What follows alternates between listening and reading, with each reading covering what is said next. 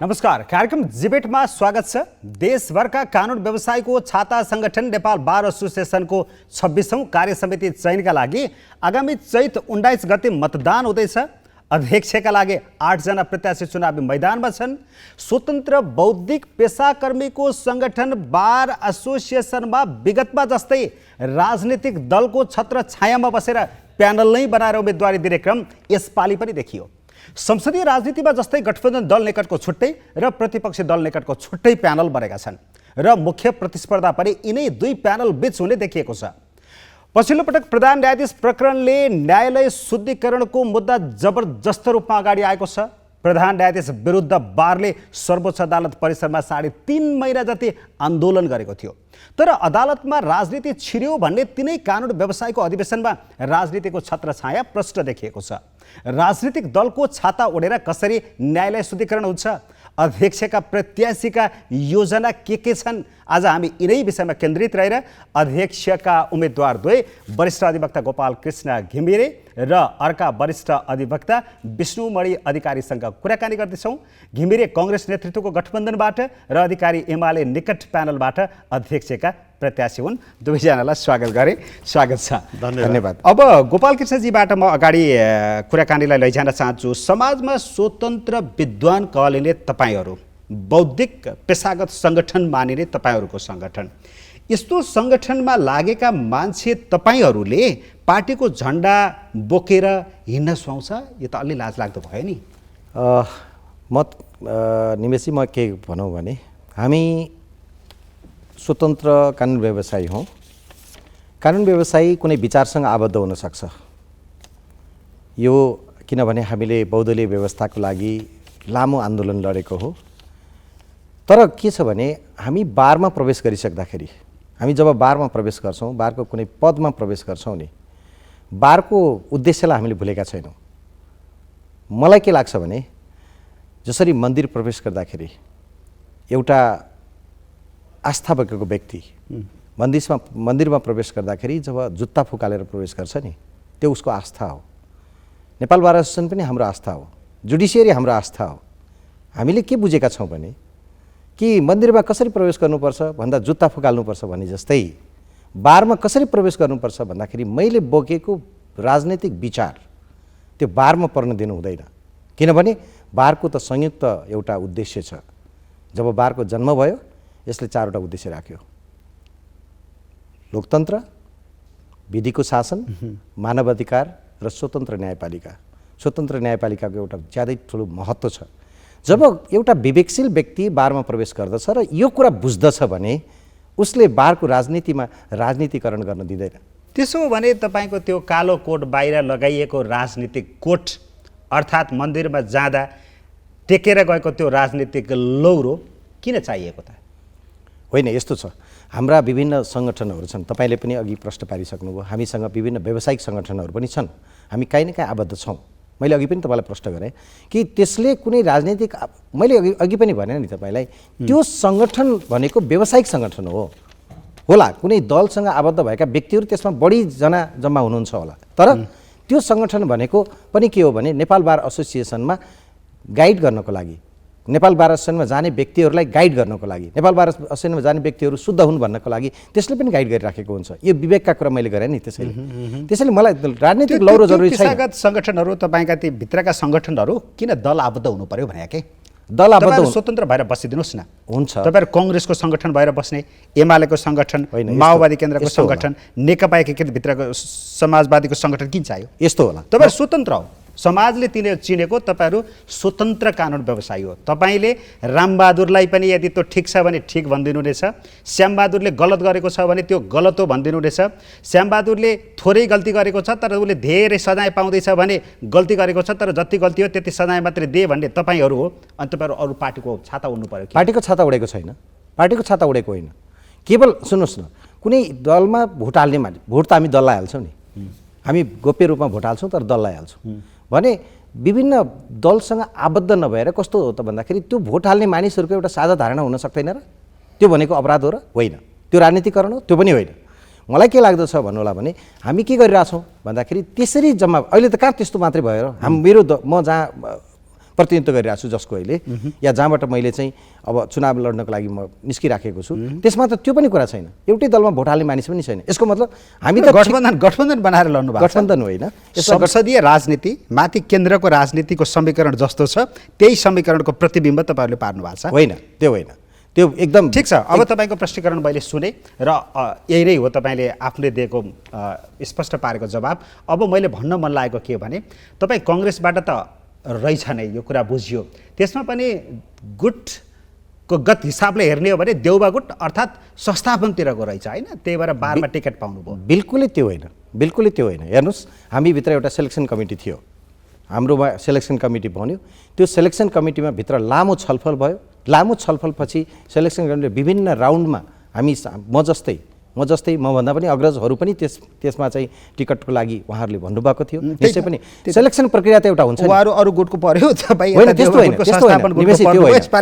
त्यो होइन निमेषी। तर एकदम डेमोक्रेटिक प्रोसेसबाट त्यो 15 जनाको सेलेक्सन कमिटीले छान्दै जाँदाखेरि लास्टमा मैले त त्यो सेलेक्सन कमिटीबाट बहुमत भएर नै पाएँ होला। हस् विष्णुजी, अब तपाईँहरूको यो राजनीतिक आस्थासँग जोडिएको प्रवृत्ति र यही एक्सर्साइज बारभित्र गर्दा त स्वतन्त्र न्यायपालिकाको पैरवीमा खलनायक जस्तो भूमिका देखियो भन्दा त अप्ठ्यारो लाग्यो।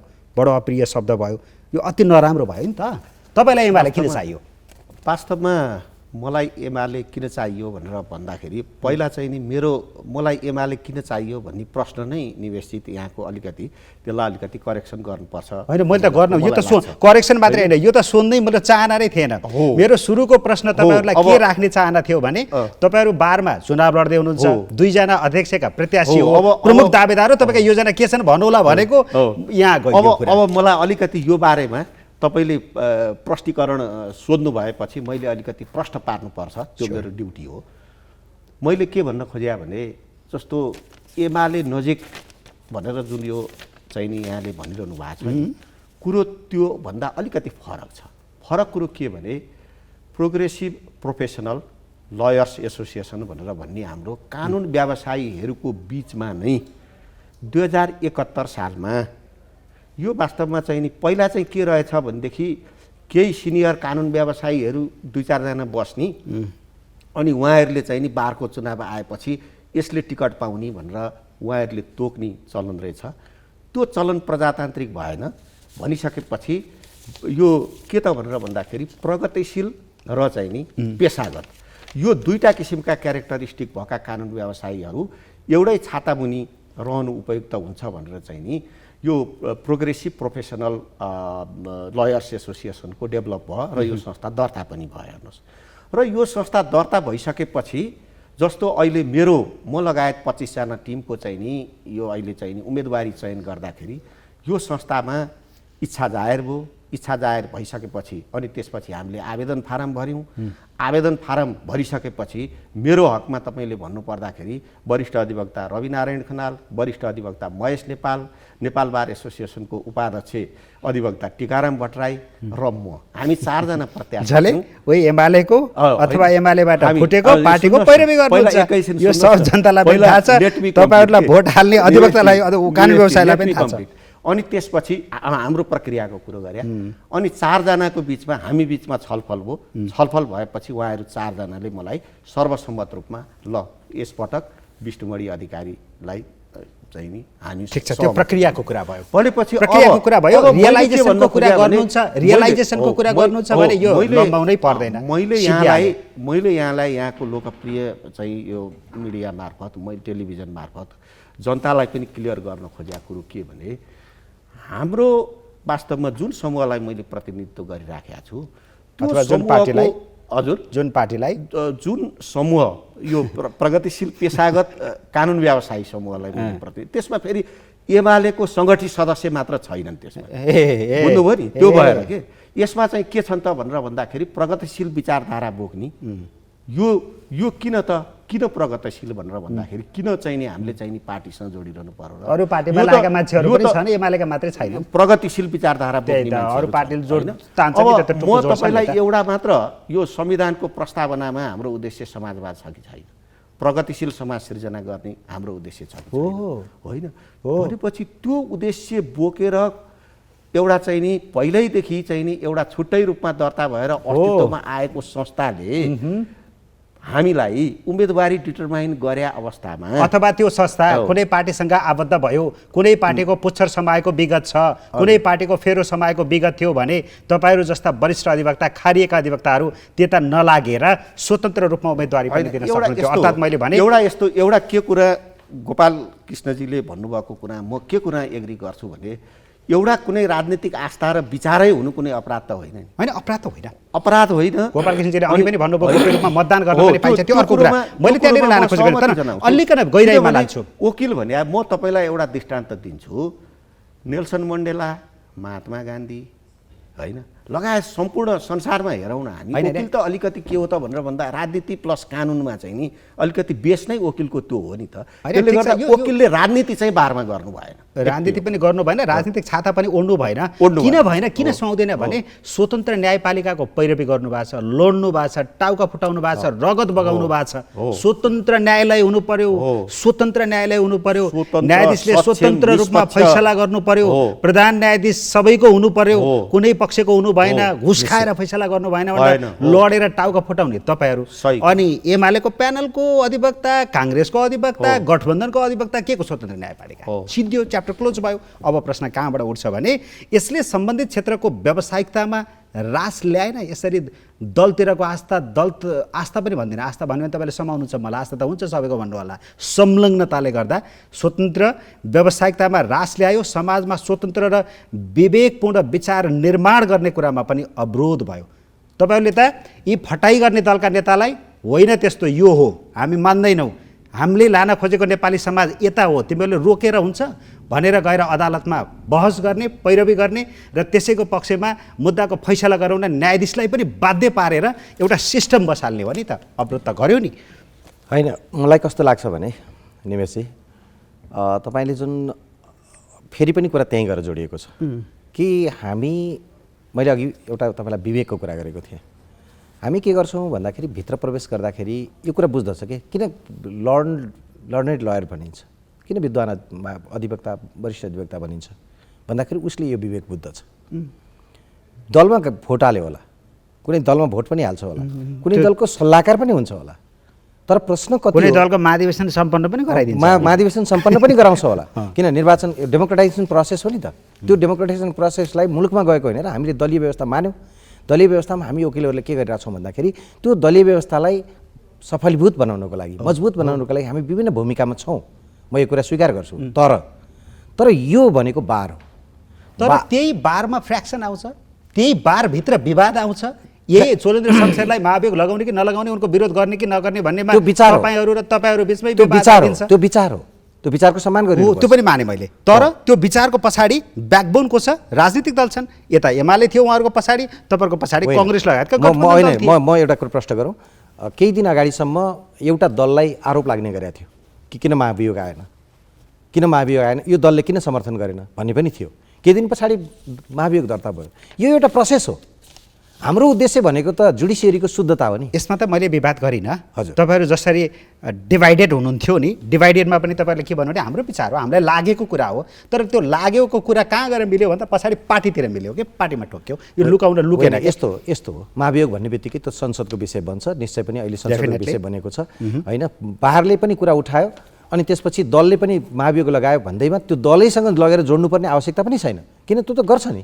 कुनै आरोप लाग्यो भने उहाँले ठिक छ, त्यो विषय त त्यहाँ डिस्कस होला, किन त्यहाँ सोभरेन सांसदहरू छन् होइन। त्यो त्यतातिर पनि गएको थिएन मैले। जस्तो तपाईँहरू व्यवसायीहरू बिचमा फरक मत आयो नि, त्यो फरक मतका पछाडि पार्टीहरूसँग मेल खान्थ्यो कि तपाईँहरू जुन सङ्गठनमा आबद्ध हुनुहुन्छ त्यही पार्टीको विचारअनुसार तपाईँको पनि वकालत हुने अथवा त्यहाँनिर बहस गर्ने र विरोध गर्ने या समर्थन। निमेशजीलाई म क्लियर गरौँ। जस्तो डेमोक्रेटिक लयर्स एसोसिएसनसँग म अब आबद्ध छु। मलाई के छ भन्दाखेरि कैयौँ कुराहरू भयो, त्यहाँ कैयौँ साथीहरूले यो कुरा गर्नुहुन्छ गर्नु हुँदैन भने विचार हो, इन्डिभिजुअल विचार पनि होला नि त। प्रत्येक इन्डिभिजुअल विचारको पनि सम्मान हुनुपर्छ। हरेक एकजना व्यक्तिले पनि यदि राष्ट्र विप्लव बाहेक राष्ट्रलाई विप्लव गर्ने कुरा बाहेक राजनीतिक कुरा या अन्य कुनै विचारको कुरा राख्छ भने त्यसको सम्मान हुनुपर्छ। म त्यो विचार राख्छु।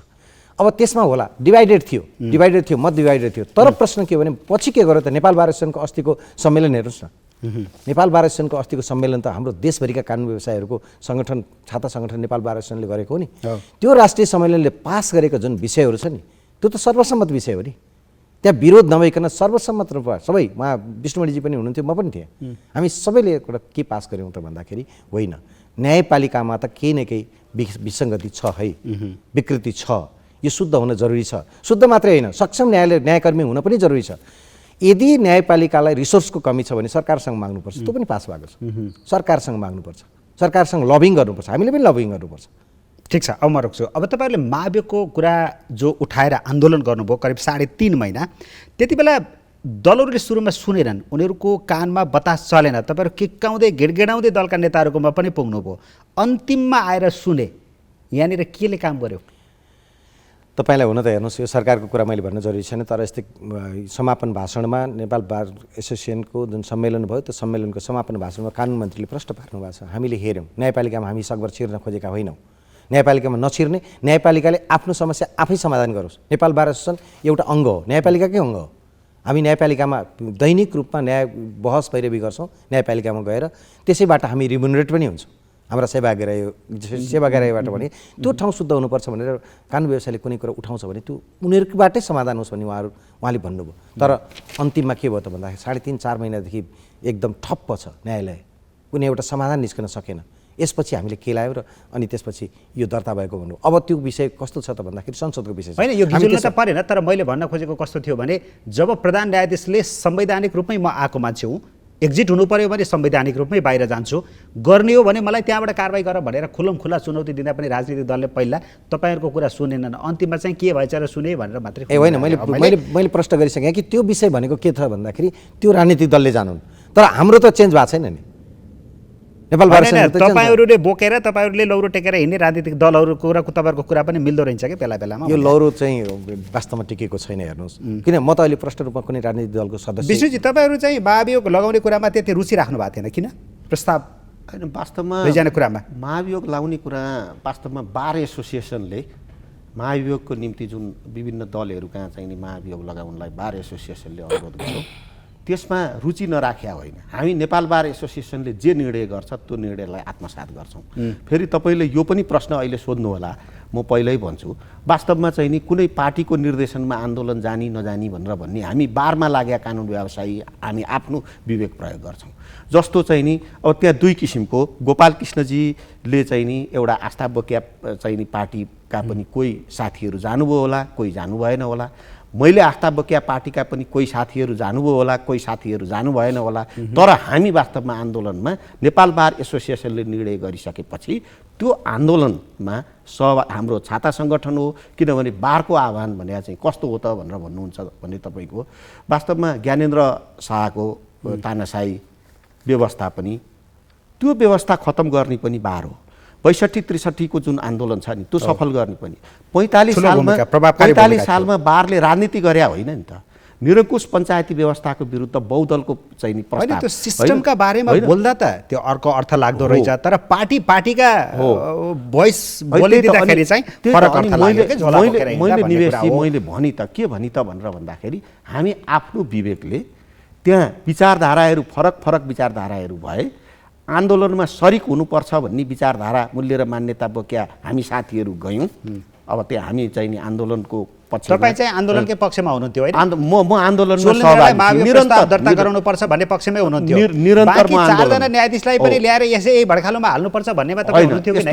यस्तो अब जस्तो वास्तवमा न्यायाधीशहरू बारको घोषणापत्र तपाईँले अध्ययन गर्नुपर्ने हुन्छ, जनतालाई पनि बुझाउनु पर्ने हुन्छ। बारको घोषणापत्रमा के भयो त भनेर भन्दाखेरि यो महाभियोग जुन पेस भयो यो महाभियोगलाई संसदले निकास दिनुपर्छ।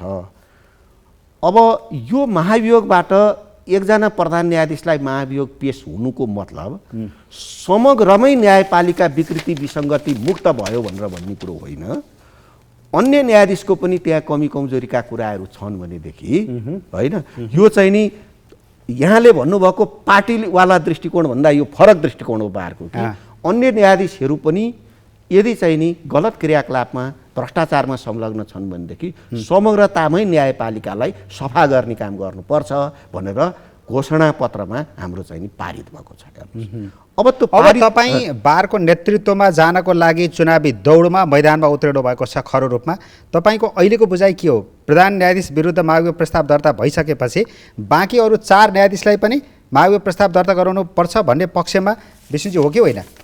होइन, त्यो त्यो त्यो त्यतातिर तपाईँ होइन नि, त्यतातिर ध्यान छैन नि।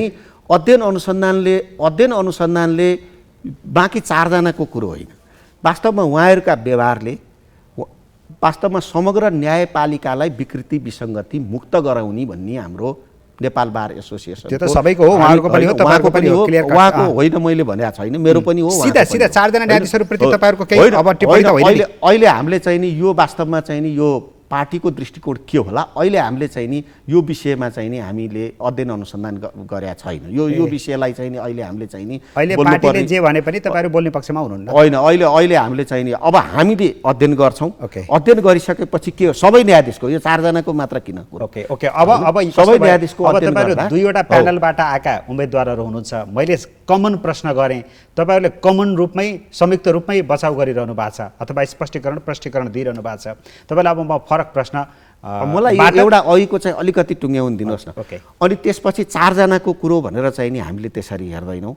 समग्रतामा किन सर्वोच्च अदालत मात्र, उच्च अदालत, जिल्ला अदालत, वास्तवमा न्यायपालिकाको साख जोगाउने भने त 3 तहका अदालतहरू हो नि, विशेष अदालत पनि। यो समग्रतामा चाहिँ नि अब नेपाल बार एसोसिएसनले रिसर्च ओरिएन्टेड चाहिँ नि अध्ययन गर्नुपर्ने भयो। कसरी हुन्छ एउटा प्रतिवेदन बनाउनु पर्ने भयो र अरू केही नगरे हुन्छ कि न्यायपालिका सुधार्नको निम्ति माननीय न्यायाधीश हरिकृष्ण कार्कीको प्रतिवेदनलाई नेपाल बार एसोसिएसनले कम्तीमा यो कुरोमा सबैको एकमत छ, त्यसलाई चाहिँ नि कार्यान्वयनमा लानुपर्छ। त्यसैले यो 4 जना यति न्यायाधीश भन्ने कुरो योजनाहरू आफ्ना योजना सुनाउने प्रश्न अझै आउँदैछ। अब मैले त्यही नै प्रश्न गर्छु। गोपाल कृष्णजी बारको नेतृत्वमा पुग्नुभयो भने अब त्यहाँ गर्छु भन्ने कामहरू चाहिँ के हुन्? तपाईँका योजना के हुन्? हेर्नुहोस्, तपाईँलाई भोट किन दिने, किन जिताउने? निमेशजी, म एउटा के प्रश्न गरौँ यहाँलाई भने, हामी जुन मुलुकमा छौँ त्यो मुलुकको राष्ट्रियतासँग सम्बन्धित भएर यदि कुनै प्रश्न आउँछ भने नेपाल बार एसोसिएसनको जुन हाम्रो पुरानोदेखिको एउटा चाहिँ हाम्रो परम्परा छ, त्यो विषय सही हुँदैन। मलाई किन भोट दिने भन्दाखेरि म राष्ट्रियताको पक्षमा उभिन्छु। नम्बर 1। अहिले राष्ट्रियता कहाँबाट जोड्यो? 2 होइन, मैले आफ्नो कुरा राखेँ, तपाईँले आफ्नो कुरा भन्नुभयो नि। 1, म त्यसमा खम्बा जसरी रहनेछु मुलुकको हितका लागि। नम्बर 1। नम्बर 2, हाम्रो लोकतन्त्रको जुन मोटो छ नि अहिलेको संविधान, यो संविधानलाई हामीले लोकतान्त्रिक संविधान भनेर संविधान सभाबाट 2 पटक निर्वाचित संविधान सभाबाट हामीले निर्माण गरेको। यो संविधानको सन्दर्भमा यो लोकतान्त्रिक प्रक्रियामा यदि कुनै चाहिँ हामी लोकतन्त्रका पहरेदार हौँ, त्यसकारण मलाई भोट किन, मेरो पक्षलाई भोट किन भनेर त मेरो समूहलाई भोट किन भनेर भन्नुभयो भने लोकतन्त्रको पहरेदार भएका दृष्टिकोणले कुनै पनि कुरा असह्य हुनेछ। लोकतन्त्रमाथिको धावा बोल्न कसैले सक्ने छैन। तपाईँले यसो भन्दै गर्दाखेरि तपाईँको पार्टीले भन्यो भन्नु होला, होइन। त्यहीँनिर बार र दल यहीँ फरक छ। दलले कहिलेकाहीँ आफ्नो स्वार्थको लागि कुनै कुरा निमोठी दिन सक्छ, घाँटी निमोठिदिनु पनि सक्छ। लोकतान्त्रिक दल हो हेर्दाखेरि उसको पछाडि लोकतान्त्रिक शब्द थपिएको छ, तर दलले भनिदिन सक्छ, तर बारले सही गर्ने छैन। म यो दोस्रो कुरा भन्न चाहन्छु। तेस्रो कुरा म तपाईँलाई के भनौँ भने यो संविधानको कार्यान्वयन, यो संविधान जुन बनेको छ 2072 मा जारी भयो नेपालको वर्तमान संविधान, यो संविधानको कार्यान्वयन ज्यादै महत्त्वपूर्ण हुन पुगेको छ। अहिले 3 तहको सरकार छ। 1 तहको सरकार, 2 तहको सरकार इफेक्टिभ देखिन्छ, जस्तो स्थानीय सरकार पनि इफेक्टिभ छ, केन्द्रको सङ्घीय सरकार पनि इफेक्टिभ छ। तर बीचको जुन सरकार छ नि प्रदेश सरकार, धेरै जनगुनासो के छ भन्दाखेरि प्रदेश सरकार इफेक्टिभ छैन भन्ने गरिन्छ। भने हाम्रो नेपाल बार एसोसिएसनको यो राष्ट्रिय मुद्दा हो। यो राष्ट्रिय मुद्दा हाम्रो चासो हुनुपर्छ। किन हामी त कानुन व्यवसाय भनेको त शुद्ध गएर अदालतमा जाने, बहस गर्ने, क्लाइन्टसँग फी लिनेर घर गएर बस्ने, त्यो मात्रै होइन। हामी विद्वान कानुन व्यवसाय यो भनिन्छ नि, यो विद्वान वर्गले चाहिँ के गर्नुपर्छ भन्दा यो विषयमा पनि चासो दिनुपर्छ भने अब बारभित्र प्रवेश गर्दाखेरि त्यो चासो कसरी जोडिन्छ? त्यो एउटा सरकार प्रभावकारी रूपमा चल्न सकेन भन्ने नेपाल बार एसोसिएसनले गरेका जुन राष्ट्रिय मुद्दाहरू उठ्छन् नि, त्यो राष्ट्रिय मुद्दाहरू उठ्दाखेरि नेपाल बार एसोसिएसनले राष्ट्रिय सम्मेलनबाट पास भएपछि ती राष्ट्रिय एजेन्डा बन्ने गरेका छन्, जसको कारणले गर्दाखेरि यी कुराहरू उठे भने हामी त्यसरी उठाउनेछौँ। 3, चौथो कुरा, हामी जुडिसियरी आबद्ध हौँ। न्यायपालिका हाम्रो चाहिँ मोटो हो, हाम्रो उद्देश्य न्यायपालिका हो, शुद्ध न्यायपालिका, सक्षम न्यायपालिका। अब यही कुरा गरिरहँदाखेरि किन यो आन्दोलन आयो, किन आन्दोलनले यत्रो स्वरूप लिनु पर्यो? बाहिर कैयौँ कुराहरू उठे, यी वकिलहरू त अब के यो वकालत गर्नुको सट्टा न्यायकर्मी यो सेवाग्राहीको मुद्दा लिएर जानुको सट्टा यहाँ उसमा पो आए भन्ने पनि कुरा उठ्यो। त्यो होइन। प्रश्न के हो भने केही त छ नि त विकृति, कसले औँलाए भन्दा सर्वोच्च अदालतको मान्य न्यायाधीशकै अध्यक्षतामा भएको कमिटीले जब औँल्याएपछि त बिचौलिया रहेछन्, त्यहाँ विकृति छ, ती सबैको अन्त्य हुनुपर्छ। गर्न खोजेको त के हो, निम्त्यान्न गर्न खोजेको, तर एकै दिनमा निम्त्यान्न त हुँदैन, एकै वर्षमा पनि हुँदैन। त्यसलाई न्यूनीकरण गर्दै लिएर गएर निम्त्यान्न पार्ने हाम्रो उद्देश्य त्यो हो। जसरी पश्चिमा मुलुकहरूमा न्यायालय भन्ने बित्तिकै त्यहाँ घुस चल्छ भन्ने कुराको अनुमान गरिँदैन, हामीले पनि त्यस्तै डिग्निफाइड न्यायालय खोज्या हो। त्यो डिग्निफाइड न्यायालय बनाउनको लागि हामी प्रतिबद्ध छौँ। त्यसमा नेपाल बार एसोसिएसनको जो आन्दोलन हो, यो प्रोसेस छ नि, यसमा कैयौँ व्यक्तिहरूको विमति छ भन्ने पनि सुन्यो, तर त्यो होइन। कसरी डिग्निफाइड बनाउने? मैले भने नि त्यसैको लागि त यो आन्दोलन भयो, त्यसैको लागि त यो आन्दोलन भयो। होइन, कुरा त आन्दोलन त उठ्यो नि, भयो। सुन्नुहोस् न, कुरा उठ्यो, बिचौलियाहरूलाई अन्त्य गर्नु पर्यो, त्यो कार्यक्रम आउनु पर्यो, त्यसमा हामीले सहयोग गर्नु पर्यो। न्यायपालिकाको नेतृत्वले पनि त्यो कुरा गर्नु पर्यो, न्यायपालिकाको नेतृत्व छ नि, त्यसैले त यो कुरा उठ्यो भने हामीले पनि सहयोग गर्नु पर्यो। नेपाल बार एसोसिएसन हामी पनि त कम्पोनेन्ट हो। त्यो कार्यक्रम कसले ल्याउने? हामी पनि ल्याउँछौँ, न्यायपालिकाले पनि ल्याउँछ, संयुक्त रूपमा ल्याउनुपर्छ, संयुक्त रूपले ल्याउनुपर्छ। हामी त्यसैमा जोड दिन्छौँ। भने अर्को कुरा के हो भन्नु होला भने अब यो कहाँ जान्छ, कहाँ गएर टुङ्गिन्छ भनेर पनि भन्नु होला। हाम्रो उद्देश्य यो आन्दोलन भनेको त अनगोइङ हो, यो चलिरहेको छ। कहिलेसम्म चल्छ? जहिलेसम्म एकजना पनि सेवाग्राहीले के मनमा पाल्दैन भन्दाखेरि मैले पैसा दिएर न्याय किन्न पाउँछु भन्ने कुरा बिर्सेर होइन, यो न्यायको मन्दिर हो, यहाँबाट न्याय प्राप्त हुन्छ भन्ने कुरा जबसम्म आस्था बन्छ, त्यो हाम्रो अन्तिम लक्ष्य हो। भने यो तपाईँको एजेन्डा हो। यो अब त चौथो कुरा म भन्छु तपाईँ। पाँचौँ कुरा के हो भने हेर्नुहोस्, हामीले के विश्वास दिलाउन सक्नुपर्छ भने नि, अग्रजहरू हुनुहुन्छ हाम्रो, पुराना कानुन व्यवसायहरू हुनुहुन्छ, उहाँहरूको पालाको उकालत अर्कै थियो, हामी बिचबिचको जेनेरेसन हो, हाम्रो पालाको वकालत अलिक फरक भयो। हामी विदेशसम्म गएर पढ्ने मौका पनि पायौँ हामीले, हाम्रो अलिकति फरक भयो। अब आउने जेनेरेसन त कस्तो छ भने नि, ट्यालेन्टेड छ, एकदम तीक्ष्ण छ, राम्रो अध्ययन गरेको छ। त्यो व्यक्ति नेपाल छोडेर, हामी युथ ड्रेन भन्छौँ नि, नेपाल छोडेर नजाओस् भन्ने कार्यक्रम पनि हामीले ल्याउनुपर्छ। त्यो नेपाल छोडेर नजाओस् भन्ने कार्यक्रम ल्याउन सकेनौँ भने किन ऊ नेपाल बस्छ? भनेको कानुन पढ्ने विद्यार्थीहरू, युवाहरू नेपाल बस्छन्। उनीहरूले चाहिँ के त भन्दाखेरि जुडिसियरी कस्तो पाउँछन् त? उनीहरूले प्रवेश गरेका दिनमा जब यो जुडिसियरीमा चाहिँ दर्ता गर्ने बेलैमा घुस दिनुपर्छ भन्ने कुरा बुझ्यो भने त्यो कानुन व्यवसाय फ्रस्ट्रेट हुन्छ कि हुँदैन? या त नेपाल छोड्छ त्यसले फ्रस्ट्रेट भएर, या त त्यसमा लिप्त हुन्छ। दुइटै कुरा म तपाईँलाई भनिरहेको छु। त्यसैले यो दुइटै अवस्था नआओस् भन्नेतर्फ हामी सजग छौँ र मेरो कार्यक्रम यही हो। यो त विष्णुजीले पनि गर्नुहुन्छ होला, उहाँलाई भोट दिए पनि भयो तपाईँलाई नदिएर? मैले हेर्नुहोस्, हामी त 10,000 कानुन व्यवसायी जो विद्वान हुनुहुन्छ उहाँहरूको बिचमा जान्छौँ, उहाँहरूले हाम्रो विचारहरू हामी आफ्नो राख्छौँ, राखिसकेपछि जुन विचार मनपर्छ त्यसलाई भोट दिनु होला। निश्चय पनि निमेषी म उहाँलाई आरोपित पनि गर्न चाहन्न, उहाँ पनि मलाई आरोपित गरिरहनु भएको छैन। हामी त आफ्नो एजेन्डा राख्ने, कार्यक्रम राख्ने। हजुर, अब एजेन्डाकै विषयमा भन्नुपर्दा अब तपाईँहरूको मतदाताहरूले त सुनाउनु पर्यो नि त। हो एजेन्डाको विषयमा भन्नुपर्दा सबभन्दा पहिला मेरो टिमको तर्फबाट मेरो मान्यता के भने, बार भन्या चाहिँ आफूले आस्था राखेका पार्टी सरकारमा भए पनि बार प्रतिपक्ष हो, हुनुपर्ने हो, स्थायी प्रतिपक्ष हो बार। किन भन्नुहोस् न, किन त भनेर भन्दाखेरि सरकारले जहिले पनि सरकार बलियो हुन्छ, साधन स्रोत सम्पन्न हुन्छ, निरीहहरूको हक अधिकार र मानव अधिकार उल्लङ्घनको सम्भावना सेना हुन्छ, प्रहरी हुन्छ, सरकारबाट हुन्छ। त्यसैले चाहिँ नि यो विधिको शासन, मानव अधिकार, स्वतन्त्र, निष्पक्ष र सक्षम न्यायपालिका स्थापना गर्नको निमित्त र एउटा चाहिँ नि नेपाल बार एसोसिएसन भन्ने चाहिँ एउटा जहिले पनि हेर्नुहोस् स्थायी प्रतिपक्षको रूपमा भूमिका खेल्नुपर्छ। त्यो भूमिका खेल्ने नम्बर 1।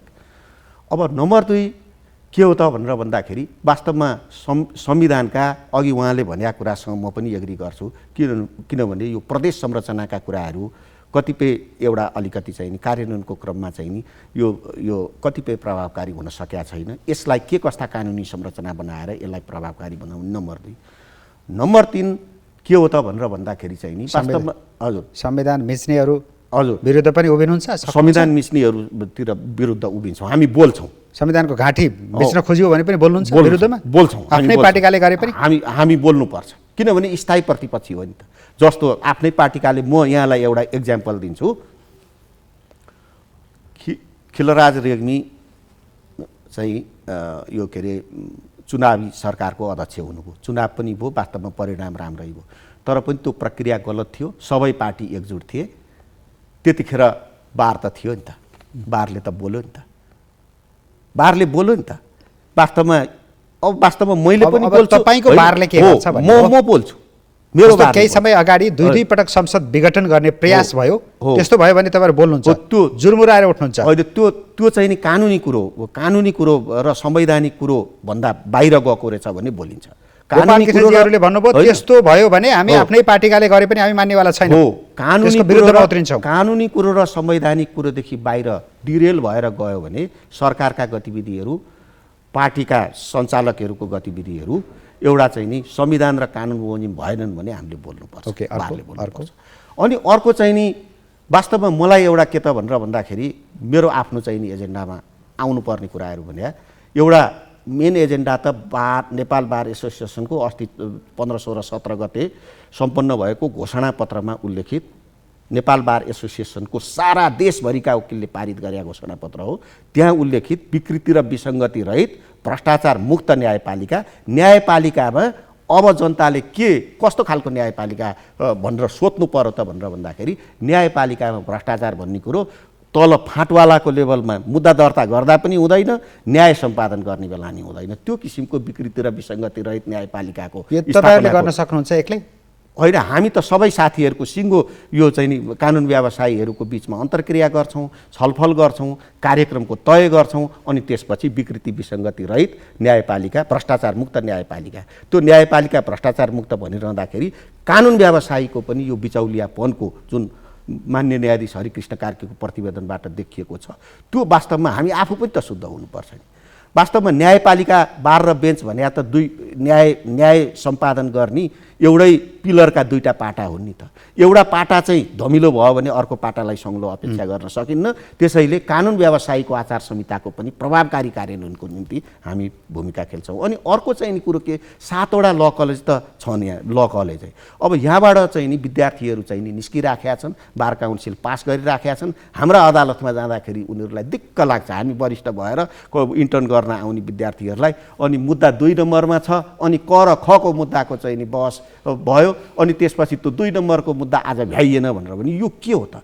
हाउ टु यसलाई म्यानेज गर्न सकिएला नि त? विदेशको सिको गर्न सकिँदैन र? राम्रा कुरा विकसित देशहरूले त यस्तो गर्दैनन् होला नि। 2 नम्बरको मुद्दा 5 बजेसम्म बस्यो, पालो आएन, अनि फर्क्यो। अनि त्यसपछि बाहिर आयो, हामी चाहिँ नि हामी कानुन व्यवसायीहरू केमा अभ्यस्त, बाहिर आयो, क्यान्टिनमा चिया खायो, दुनियाँ गफ गर्यो। हाम्रो रचनात्मक टाइम त दिनभरि त्यो बाहिर चिया खाएर चाहिँ नि बितिराख्यो। अब एउटा कुरा लगभग अब अलिकति म एजेन्डा भनौँ, त्यो भएको हुनाले चाहिँ नि वास्तवमा न्यायपालिका कसरी सुधार्न सकिन्छ भनेर भन्ने सन्दर्भमा मैले के सोचेका छु भने यो घोषणापत्रमा पनि हामीले चाहिँ नि राखेका छौँ। यो वास्तवमा यो नवोदित कानुन व्यवसायीहरूलाई अब हामीले चाहिँ नि अघि गोपाल कृष्णजीले पनि भन्नुभयो, उनीहरू सार्प माइन्डेड छन्, ट्यालेन्टेड छन्। उनीहरूलाई चाहिँ नि हामीले रिसर्चका विभिन्न मेथोडोलोजीहरू उनीहरूले चाहिँ नि सेवाग्राहीसँग क्वेसनर बाँड्लान्, फाँटमा गएर रिसर्च गर्लान्, त्यो रिसर्चको ढोका खोल्ने र कसरी न्यायपालिका विकृति विसङ्गतिमूलक हुन्छ त्यो काम लाउने। अनि त्यसपछि उनीहरूले यो के अरे नवोदित कानुन व्यवसायीहरूले फलानु वरिष्ठ अधिवक्ता अथवा नाउँ चल्या फलानु अधिवक्ताका पावर लाएर नातागोता जोडेर ल प्र्याक्टिस गर्न पठाइदिउँ भन्ने होइन। बारले चाहिँ नि मेरो चाहिँ नि कार्यक्रम के भने बारले संस्थागत रूपमा उहाँहरूको एप्लिकेसन आह्वान गर्ने, अनि त्यसपछि वरिष्ठ अधिवक्ता चलेका प्रसिद्ध वकिलहरूको ल फर्मको पनि रोस्टर बनाउने र त्यो रोस्टरमा चाहिँ नि के त भनेर भन्दाखेरि अनि त्यसपछि बारले नै तोकिदिने, बारले रिक्वेस्ट गर्ने। अनि अर्को कुरो मेलमिलाप, अर्को चाहिँ नि एक्सेस टु जस्टिसको अर्को महत्त्वपूर्ण पाटो के हो त भन्नुहुन्छ भने यो न्याय वास्तवमा मुद्दा हेर्नुहोस्, यो वास्तवमा जिल्ला पुनरावेदन हाइकोर्ट, जिल्ला हाइकोर्ट र चाहिँ नि डिस्ट्रिक्ट हाइकोर्ट र चाहिँ नि सुप्रिम कोर्टमा मान्छे चाहिँ नि मुद्दा चाहिँ नि सुप्रिम कोर्टका एउटा मुद्दा 5औं वर्ष फैसला हुन्न, कहिले त्यो न्याय पाएको अनुभूति गर्ने भने त्यो भएको हुनाले मिडिएसन एकदम इफेक्टिभ हो। वास्तवमा वकिलले आफ्नो मुद्दा घट्छ भनेर भन्ठान्नुहुन्न, मिडिएसनलाई एकदम डेभलप गर्नुपर्छ। म नेपाल मेलमिलापकर्ता समाजको अहिले वर्तमान अध्यक्ष हो, उहाँ आजीवन सदस्य हुनुहुन्छ गोपालजी। हामी त्यो अभियानमा पनि लागेर राखेका छौँ। र यो मेलमिलाप मैले मेलमिलापको प्रभावकारी कार्यान्वयन मेलमिलाप सम्बन्धी ऐन 2068 मेलमिलाप सम्बन्धी नियम छ। मेलमिलापलाई चाहिँ नि हामीले प्रभावकारी कार्यान्वयन गऱ्यौँ भने हामी वास्तवमा वकिल भन्या चाहिँ नि अघि उहाँले भन्नुभयो वास्तवमा फी लिएर तरकारी किन्ने मात्र हामी वकिलको ड्युटी होइन। हामी वकिलले चाहिँ नि यी सानातिना अंश श्रीमान श्रीमतीका मुद्दा, दाजुभाइ दिदीबहिनी दाजुभाइका, बुवा आमा छोराछोरीका मुद्दा, यस्ता मुद्दा मेलमिलापबाट टुङ्ग्याउने अभियान लिन सक्दैनौँ। त्यसैले यो चाहिँ नि मिडिएसनलाई पनि इस्ट्याब्लिस गर्ने भनेर भन्ने कुरो छ। लयर्स एकाडेमीको कुरो पनि मैले चाहिँ नि सोचेको छु, यो अधुरो भएर बसिया छ। अनि एउटा कुरो चाहिँ फेरि रिभाइभ गर्नुपर्ने भएको छ। म सम्झिन्छु वास्तवमा माननीय प्रधान न्यायाधीश केशव प्रसाद उपाध्यायका पालासम्म के थियो भने यस्तो सम्मेलनमा चिफ गेस्ट प्रधान न्यायाधीश आउने अनि चाहिँ नि हजुरको चाहिँ नि सबै जिल्लाका बार एसोसिएसनका अध्यक्ष र सचिवसँग भेट्ने र त्यहाँका न्यायाधीशहरूको कमी कमजोरी, त्यहाँका कर्मचारीको कमी कमजोरी लेखेर लिने त्यो चलन थियो। अब यो चलन फेरि रिभाइभ दुवैका एजेन्डा सुन्दाखेरि कस्तो लाग्यो भने मलाई लाग्छ तपाईँका एजेन्डा गोपाल कृष्णजीले पनि म गर्दिनँ त्यो होइन नराम्रो एजेन्डा पक्कै भन्नुहुन्न। उहाँको एजेन्डामा स्वत सहमति जनाउनु भयो। यो तपाईँहरू फरक फरक उठ्नुभन्दा बरु कति वर्ष कार्यकालले तपाईँ 4 कि 3 वर्ष 3 वर्ष होइन, डेढ वर्ष बसे पनि हुँदो रहेछ होइन। अब म यतातिर लागेन। अर्को कुरा अब अलिकति योजनाका कुरा गरौँ। अरू थप तपाईँहरूले यसमा के गर्न सक्नुहुन्छ भनेर यो कानुन व्यवसाय नै बिचौलियाको भूमिकामा भए भन्ने कुरा धेरै प्रतिवेदनले देखायो।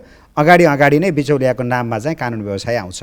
यो उनीहरूको शुद्धिकरण गर्न के गर्ने होइन, यसमा सिस्टम चेन्जको कुरा हो निमेशजी। सिस्टम नै चेन्ज गर्नुपर्छ। जस्तो अघि मैले तपाईँलाई भने नि, हामीले बार काउन्सिलबाट अहिले प्रयास पनि गरिरहेछौँ। धेरै फरक परिसक्यो। बार काउन्सिल एक्टलाई संशोधन गर्नुपर्नेछ। अहिले बार काउन्सिलमा बिना ट्याक्सको प्यान नम्बर छ नि, त्यो प्यान नम्बर नभएको वकिलले चाहिँ दर्तै हुन पाएको छैन यसबाट। अहिले जति 10,000 भोट भयो भने हाम्रो भोट घट्यो भनियो। नेपाल बार एसोसिएसनको 3 वर्ष अगाडि भएको निर्वाचनमा भन्दा यो वर्ष हाम्रो भोट 400-500 भोट घट्यो। त्यसको कारण के हो भन्नुलाई भने अहिले यो नेपाल बार एसोसिएसनले अनिवार्य रूपमा प्यान कार्ड भएको व्यक्तिलाई, बार काउन्सिलले अनिवार्य रूपमा प्यान कार्ड भएको व्यक्तिलाई मात्रै त्यहाँ प्रवेश गर्न दियो। काहीँ न काहीँ ट्र्याक गरेर राज्यले के गरिरहेछ भन्दाखेरि हरेक व्यक्तिलाई ट्याक्सको दायरामा ल्याउँदैछ। एउटा के हुन्छ भन्दाखेरि तपाईँले अघि पनि भन्नुभयो बिचौलिया ट्याक्स छले त व्यापक छ होइन। अहिले पनि तपाईँहरूमाथि सर्वसाधारणको तर्फबाटै उठ्ने ठुलो गुनासो छ नि, वकिलहरूले मन परी पैसा कमाउँछन्, मन परी फी लिन्छन्, म अहिले पनि ट्याक्स तिर्दैनन् भन्ने त म अहिले पनि भन्छु। त्यस्तो कुरा के गर्न दिनुपर्छ भने ट्याक्स अफिसले पनि एउटा परिषदमै लिएर गएर एउटा ट्याक्स अफिस राख्दै हुँदैन। परिषदमै कानुन व्यवसाय परिषदमै गरिदियो भने त कम्तीमा वकिल के गर्छ भन्दाखेरि हेर्नु सिस्टम थाहा भएन भने व्यक्तिले थाहा नभएपछि कहाँ गएर बुझाउने भन्ने पनि होला। सजिलो पनि चाहेको होला भने अलिकति सजिलो बनाउन सकिन्छ, मलाई त्यस्तो लाग्छ। सिस्टममा चेन्ज त्यहाँनिर फेरि वकिलहरूलाई चित्त बुझेन भने लो हामी प्रजातन्त्रका लागि लडेका, लोकतान्त्रिक आन्दोलनका लागि लडेका, हामीलाई पैसा विरोध हुन्छ। लडेको कुरा दोस्रोलाई उडाएर राज्यले सम्मान गर्छ। तर प्रश्न के छ भने पैसा कमाउने भने ट्याक्स तिर्नुपर्छ। यो कुरा त क्लियर छ होइन। ट्याक्स तिर्न चाहिँ अब बाध्य पार्नुहुन्छ तपाईँ आउनुभयो भने। होइन यस्तो हो, ट्याक्स तिर्न बाध्य पार्ने भन्ने होइन। वकिलमाथि लागेको दाग यदि यो हो भने उहाँहरूलाई रिक्वेस्ट गर्छौँ हामी। बाध्य पार्ने भनेको त हेर्नुहोस् न, राज्यबाट कुनै कुरा हामी प्राप्त गर्दछौँ भने हामीले चाहिँ त ट्याक्स तिर्नुपर्छ भन्ने कुरा अवेर गर्न सक्यो भने कानुन व्यवसाय अनरेबल पनि त हुन्छ नि होइन। हामी मर्यादित कानुन व्यवसायको कुरा गरिरहेछौँ नि। मर्यादित कानुन व्यवसायको कुरा गर्दाखेरि अहिले कतिजनाले ट्याक्स तिर्छन् भने ट्याक्स अफिसले भन्ला होइन। कानुन व्यवसायहरू जो पेसागत रूपमा जो हामी छौँ, हामीले ट्याक्स तिर्छौँ, हामी पेसागत रूपमा यो व्यक्तिले यति तिर्यो भन्ने त देखिन्छ नि त। त्यसैले मेरो के त स्पष्ट गराइ हो भने हरेक कानुन व्यवसाय जब कानुन व्यवसायमा प्रवेश गर्छ नि, एक त्यहाँ न्यायपालिकामा घुस हुँदैन, उसले लिएको हरेक मनीको ट्याक्स तिरेर ऊ अनरेबल लाइफमा आएको हुन्छ भन्ने एउटा डिग्निफाइड लाइफ वकिलले प्राप्त गर्यो भने त कानुन व्यवसायको आकर्षण पनि बढ्छ नि। त्यो बिचौलिया बन्न जाने घुस खुवाउनेहरूलाई कसरी नियन्त्रण गर्ने, कसरी रोक्ने? अनि त्यो त हेर्नुहोस्, बिचौलिया बन्ने कुराको त जोसुकै बिचौलिया होला उसलाई त कारवाही गर्नुपर्छ, जोसुकै होस्। यो कानुन व्यवसायको मात्रै कुरा होइन। यहाँ त कानुन व्यवसाय कालो कोट लगाएर कानुन व्यवसाय नै नगर्ने व्यक्तिहरू अदालतभित्र देखिने गरेका छन्। कानुन व्यवसाय होइन ऊ, तर के छ ऊ हेर्दाखेरि वकिल जस्तो देखिन्छ। त्यही त त्यसको लागि नियन्त्रण गर्न त सजाय गर्नुपर्छ। राज्य यसमा हेर्नुहोस्, रोक्नै के गर्ने? रोक्न न्यायपालिका पनि लाग्नुपर्छ, हामी पनि लाग्नुपर्छ। बारले को व्यक्ति यस्तो गरेको छ, कानुन व्यवसायी हो भने उसले त्यसो गरेको छ भने त्यसलाई चाहिँ बार काउन्सिललाई एक्टिभ गर्नु पर्यो। हामीले बार काउन्सिल एक्टिभ गर्नुपर्छ, बार काउन्सिल एक्टलाई पनि एक्टिभ गर्नुपर्छ जुन अहिले भइराखेको छ बिस्तारै भने अर्को कुरा यदि कानुन व्यवसाय होइन भने त सिधा राज्यले उसलाई चाहिँ कारबाही गरेर पक्रेर कारबाही गर्नु, यसमा न्यायपालिका सहयोग गर्नुहुन्छ राज्यलाई? हामी सहयोग गर्छौँ। त्यस्तो बिचौलिया समाप्त गर्ने कुरामा हामी सहयोग गर्छौँ। वकिलहरू अथवा कानुन व्यवसायहरूको सम्पत्ति पनि सार्वजनिक गर्नुपर्ने कि नपर्ने? न्यायाधीशहरूको जसरी सम्पत्ति सार्वजनिक गर्नुपर्छ भनेर आवाज उठिरहेछ।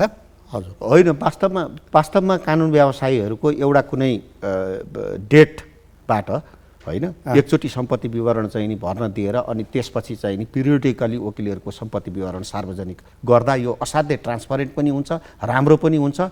यो वास्तवमा आवश्यकै कुरो हो जस्तो लाग्छ। त्यसका लागि लाग्नुहुन्छ तपाईँ? त्यसका लागि लाग्नुहुन्छ जित्नुभयो भने चुनाव? होइन, त्यसको लागि चाहिँ नि वास्तवमा कानुन व्यवसायीहरूको बिचमा व्यापक रूपमा छलफल गरेर कानुन व्यवसायीहरूलाई यसमा कन्भिन्स गरेर यो राम्रो कुरो हो, किनभने यसले कानुन व्यवसायी वास्तवमा सामाजिक अभियन्ताको रूपमा स्थापित हुने एउटा यो महान अभियान हो। त्यसैले यसमा सहयोग गर्नुहोस् भनेर कानुन व्यवसायीको सहयोग भयो भनेदेखि यो लागू गर्न नसकिने कुरो त फीमा पनि मन परि भयो। फीमा मन परि भएको कुरोमा हो निवेशजी तपाईँको कुरोमा म के एउटा चाहिँ नि जोड्छु भने वास्तवमा ट्याक्सलाई पनि सजिलो, कानुन व्यवसायीलाई पनि सम्मान, मेरा 2-3वटा कुराहरू छन्।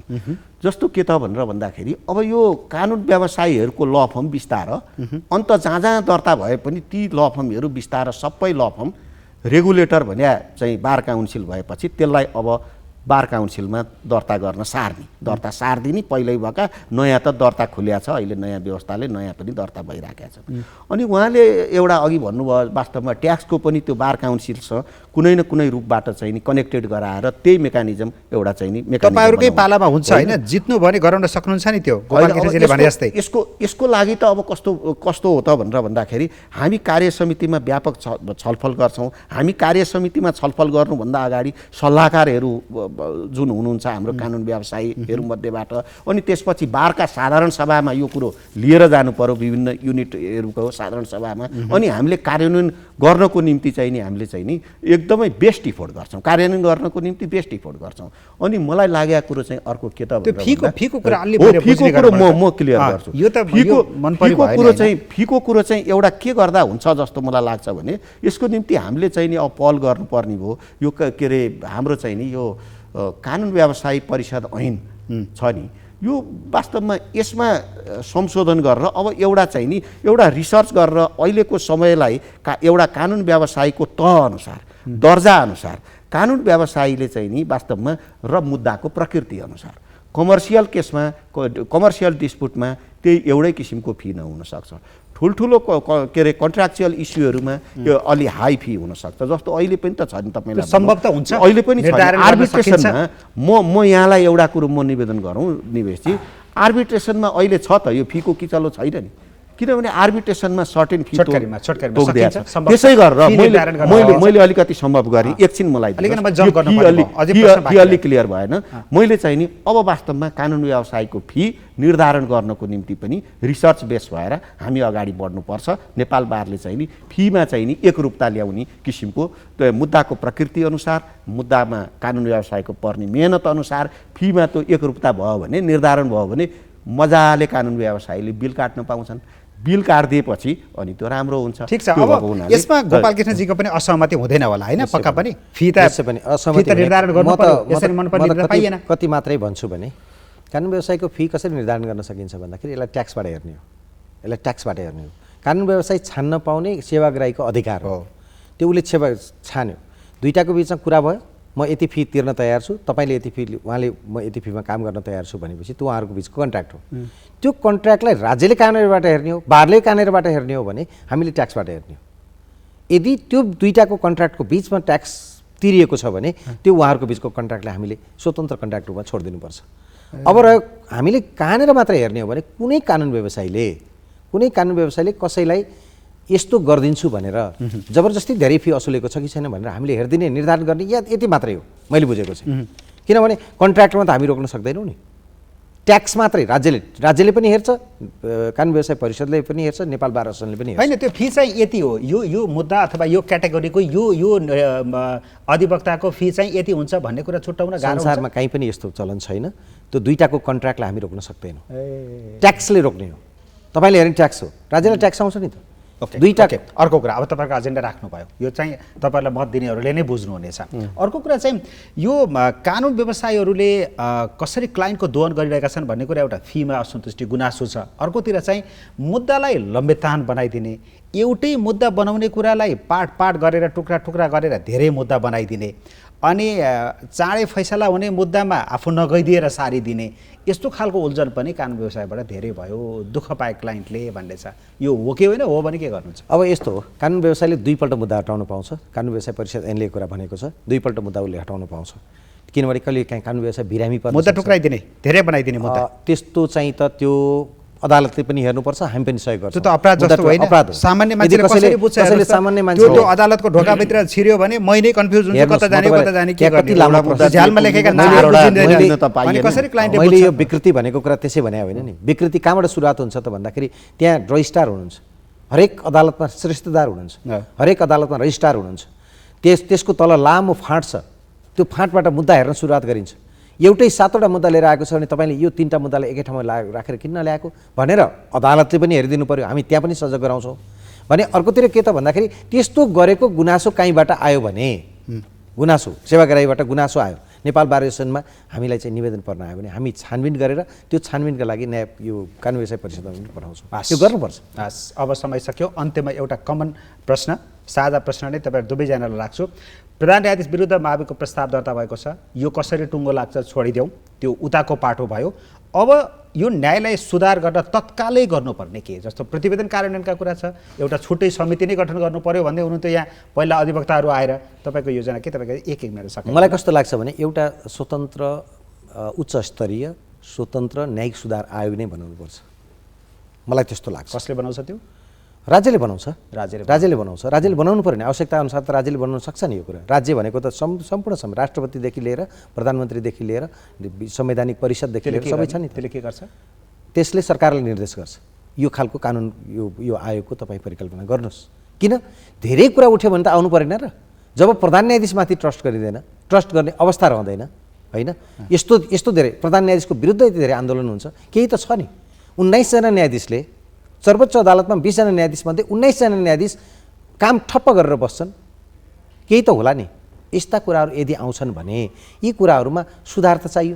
सुधार गर्दाखेरि म धेरै लामो जान चाहन्न, तर प्रश्न के हो भने सुधार गर्नको लागि हामीले रिक्वेस्ट गर्नुपर्छ, न्यायालयलाई आयोग बनाउनु पर्यो, आयोग पनि बनाउनुपर्छ आवश्यक पर्दाखेरि। राज्यले सोचोस् न त, किन धेरै कुराहरू आइसके। अब यस्तो गरेर जनताको बिचमा न्यायपालिका भनेको त घुसका अड्डा हो भन्ने कुराले के हाम्रो आयोगले बनाउनु पर्यो, अध्ययन गर्नु पर्यो र त्यसको निष्कर्ष अनुसार कार्यान्वयन गर्नु पर्यो, त्यसमा नेपाल बार एसोसिएसनले सघाउँछ। ओके, तपाईँ अब यसमा मेरो उहाँको कुरोमा अलिकति मात्र मैले थप्न चाहिँ के थप्न चाहिँ त भनेर भन्दा, यो न्याय परिषद ऐन छ, न्याय परिषदको संरचना छ, त्यहाँ कारबाही गर्ने अधिकार छ, अनुशासनमा कारबाही गर्ने अधिकार छ, प्रभावकारी भएन। अब त्यो प्रभावकारी नभएपछि पहिला पनि चाहिँ नि उच्च स्तरीय न्यायिक सुधार आयोग गठन गर्ने कुरो चर्चा चल्या थियो र त्यो त्यत्तिकै सेलायो, धेरै पहिला चर्चा चल्या हो। हेर्नुहोस् यो के त भनेर भन्दाखेरि सरकारले गरे व्यथिति र स्वेच्छाचारी अनि भ्रष्टाचारजन्य काम कारबाहीलाई चाहिँ एउटा जे भए पनि डर, एउटा त्रासको वातावरण त छ नि अख्तियार दुरुपयोग अनुसन्धान आयोग भनेपछि। अब न्यायाधीशलाई र अदालतका कर्मचारीलाई सबैतिरबाट उन्मुक्ति दिँदाखेरि चाहिँ त्यहाँनिर त्यो एउटा चाहिँ नि त्यो अलिकति चाहिँ के हो त भनेर भन्दाखेरि त्यसका लागि अघि उहाँले पनि भन्नुभयो, मैले पनि त्यो हाम्रो पनि चाहिँ नि घोषणापत्रमा चाहिँ त्यो कुरो छ कि उच्च स्तरीय न्यायिक सुधार आयोग एउटा बनाउनु पर्यो र त्यसले चाहिँ नि हरिकृष्ण कार्की मान्य न्यायाधीशज्यूको चाहिँ नि प्रतिवेदनमा आधारित रहेर चाहिँ नि अनि त्यसपछि कार्य गर्नु पर्यो। हुन त अब त्यसको निम्ति अब हाम्रो अब यहाँ यस्तो छ, फेरि अब ऐन पास हुनु पर्ला के होला, अब यहाँ यस्तो छ, तर पनि बारले चाहिँ नि यो कुरो उठाउँछ र बारले चाहिँ नि यो कुरोको निम्ति चाहिँ नि अगाडि बढ्छ। अनि अर्को एउटा कुरो अघि मैले भन्न खोजेको थिएँ, समय सकियो। हजुर, हस्, थ्याङ्क यू। आजको लागि यति नै। तपाईँहरूसँग बोल्ने अझै कुराहरू होलान्, तर समयको पाबन्दीले रोक्यो यहीँनिर। यति आफ्ना विचारहरू राखिदिनु भयो, समय दिनुभयो, यसको लागि धन्यवाद र तपाईँ दुवैजनालाई शुभकामना मेरो तर्फबाट। यहाँलाई पनि यहाँको लोकप्रिय मिडियामा बोलाएर हामीलाई अवसर दिनुभयो, यसको लागि धन्यवाद। हस्, धन्यवाद।